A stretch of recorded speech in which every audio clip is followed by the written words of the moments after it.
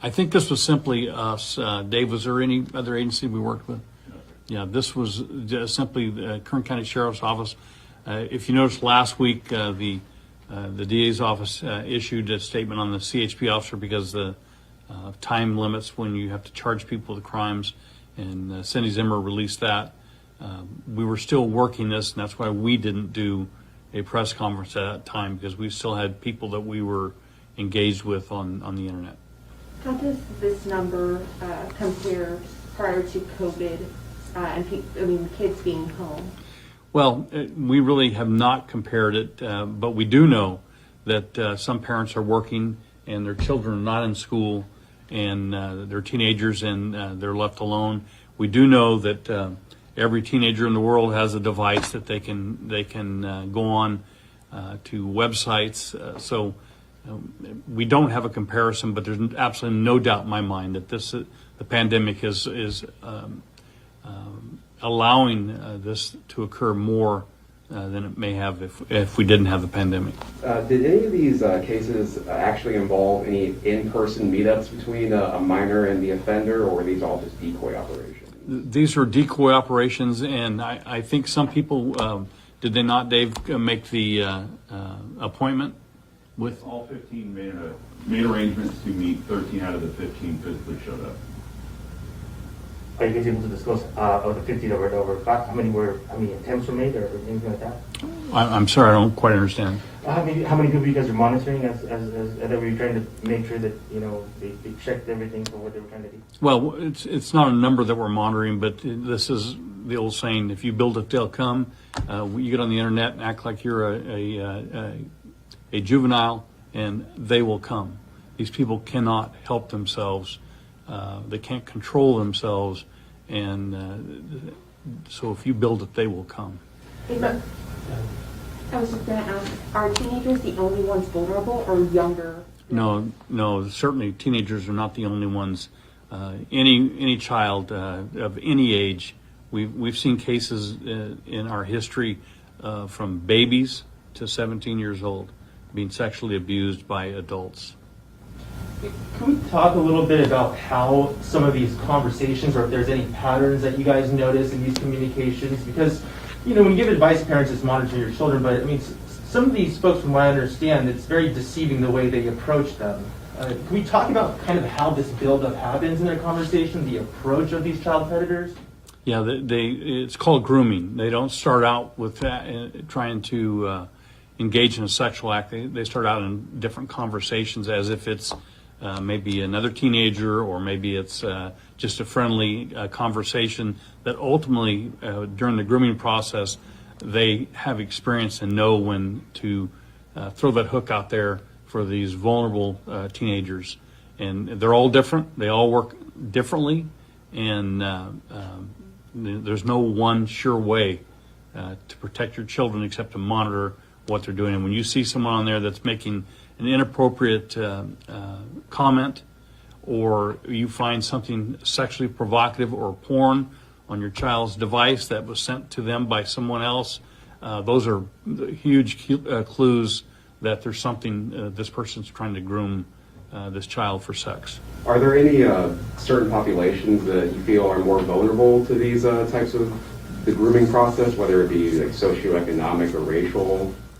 No, I think that these people are they look for a victim, and if they are conversing with someone that it's not going the way that they want it to, they'll move on to somebody else until they can get someone that is receptive to what they're saying, and they spend a lot of time doing this.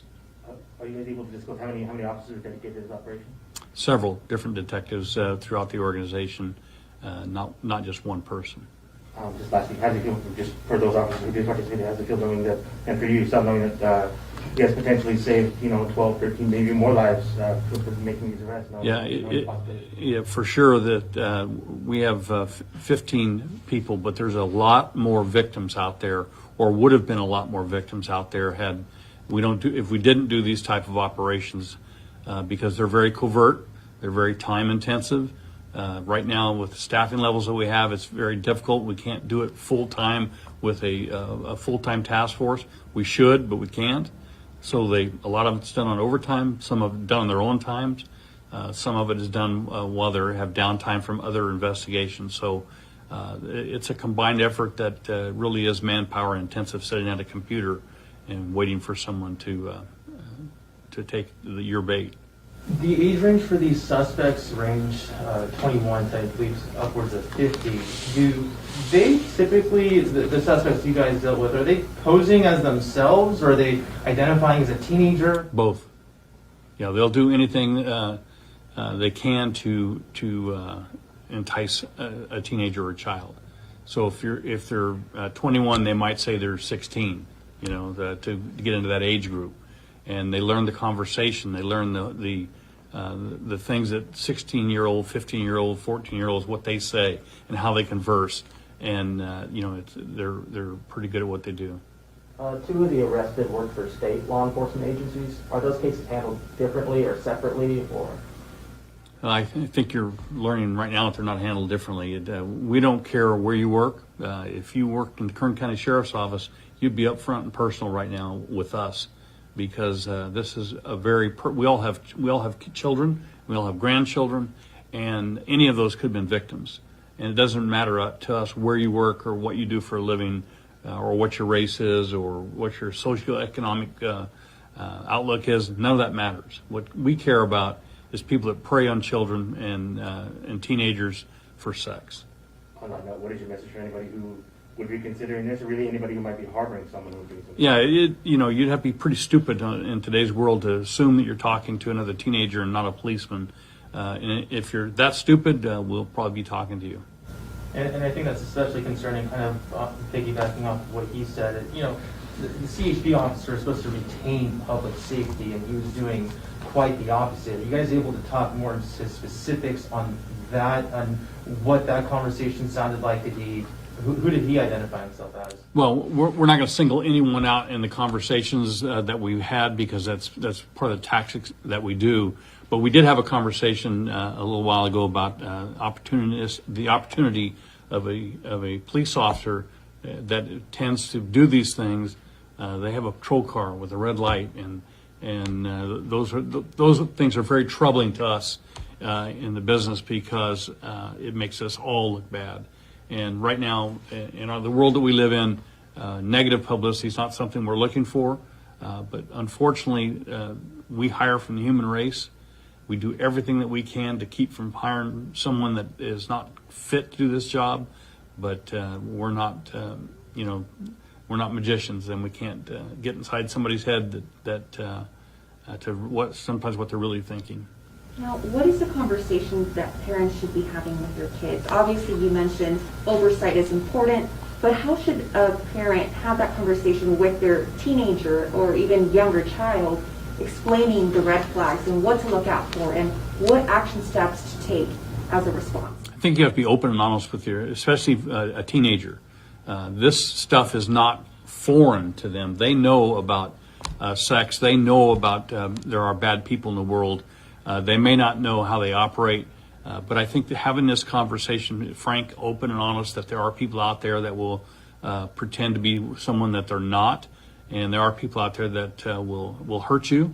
We just experienced this down in Los Angeles with someone that was killed. So this is some serious stuff that you can't hide it from your teenagers. You have to be open and honest with your conversations, and you certainly have to trust them, but you have to verify as well. On that note, you mentioned what happened in Los Angeles and how directly affected you. What was that like, knowing that you guys were right in the middle of this operation when this all happened? Yeah, it certainly plays into your mind and your agenda, because you know that these people that have sex with children are capable of a lot more than what you're aware of. I'm not saying that all of them are homicidal, but what I am saying that people that will actively go on the internet and try and recruit children for sex. I don't know what their boundaries are, and that's part of what we deal with. Does that make this kind of task force like this that much more significant? How significant is that for you? Yeah, it's extremely important in today's world, and especially with the pandemic and with the internet, everyone having access to it. It's one of those things that we have to actively do, and we have to encourage the parents to actively be involved in your child's life. Know what they're doing on the computer. You can go back and you can look and see where they've been. They don't even have to know you're doing that. You need to have their passwords. You need to control what they're doing because they may be doing things just out of curiosity that may bring significant harm to them in their lives. And this is a very timely manner now. Of course, in the press release, it said how the children's lives are going to be moving more towards online. So is this operation ongoing? Is it done? How long do you guys plan on? Well, we're not going to stop doing this. We realize that in the pandemic era that we're in, that these children are home and they are not getting a lot of social interaction with other children their age or other teenagers their age. And so where are they going to go to get that? They're going to go to the internet and try and have that social life with kids their own age that probably or may not be their own age. They may be predators out there trying to hurt them. So these are the conversations that parents need to have with their children.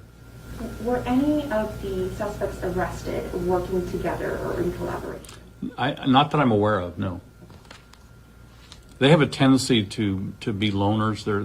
They're a lot of these people. This is as example by the two state employees. This is a secret life. This is a life that they don't want anyone to know that they have, and so they tend to stay away from groups, and they're kind of isolationist. I know part of our newscast is going to talk about safety, for parents and the kind of conversations they can have. So I know you can't mention any of the specific social media platforms, but in the press release it said various websites as well. Is there any kind of website you could disclose where parents could keep an eye for on their kids' history? Well, certainly there are websites where teenagers go to. Parents are. You can Google any of that and find those. There's hundreds of websites that they can get in trouble on. There's not any one platform that's going to be the one that grabs them. So the issue really is to know what they're doing on there and to know who they're talking to. And when you go back and view a conversation from the parent, from the parental age, you readily can pick up on something that doesn't sound right. If the person's talking to your child about the type of alcohol that they like, or their breast size, or what kind of clothes they wear, anything that you and I and everybody else with a rational mind know is not appropriate, those are clues, and those are things that you need to pay attention to. And then if you find something like that, if it's even minor, just make sure that you block that. And if it's serious, we certainly want to know about it, because we're going to do the best we can to bring them to justice. Now, this may be a stretch, but I'd rather ask. Have you guys ever seen anything related to an educational website? Obviously, a lot of students are going to be doing distance learning. Are you guys preparing schools to have secured virtual access? Schools are very good at they're aware of all this as much as we are, quite honestly, because they deal with these kids every single day. I don't know if any of you were at the Zoom meeting that they had at Bexar College not too long ago, where in the middle of the Zoom meeting, two different times somebody came on and broadcast child porn to the 250 students and people that were there. That's the kind of things that they work on to try and prevent that from happening, because that's certainly no place in the educational world for that type of behavior in any place in our world, quite frankly. Schools are very adept at this, as we are, and they're mandatory reporters, and when they have something like this, they are prompt in reporting. So does it come back to oversight if a student, let's say, is using their computer, their laptop for an assignment, but the parent kind of thinks that they are working on a school-related matter, and then they start, going on social media or using other platforms that are not necessarily school-related? Does it come back to oversight? Well, it does. I mean, every child out there is going to go to other websites, other platforms. This internet has opened a new world to them. That doesn't mean that they're going looking for bad things. They're just exploratory, and what the parent has to do is make sure that someone on the other end of that conversation isn't trying to groom this young person for a sexual encounter. Because a lot of times the we're going to meet up isn't about sex until you get really close to it. A person isn't going to come all the way from Oregon just to meet someone. They're coming for a reason and a purpose. Do you, in particular, to that person from Oregon, did they actually come down to Kern County for an I don't know. Did he, Dave? Yes, he actually came down here to meet with the decoy. Because the special victims unit team, they deal with cases that have already happened or, reports, or is it strictly online? Well, certainly we get cases where people have been sexually assaulted, and sometimes that arrangement has come through the internet. That is not all that unusual. What we want to do is prevent it from happening, not working, trying to find out who did it. We want to prevent it from happening. How many of those arrested had a history of being predators? I don't have their rap sheets here, and even if I did, I wouldn't be able to release it. But people that are involved in this type of criminal activity, some have a history of things that may not be this, but some of them do have histories.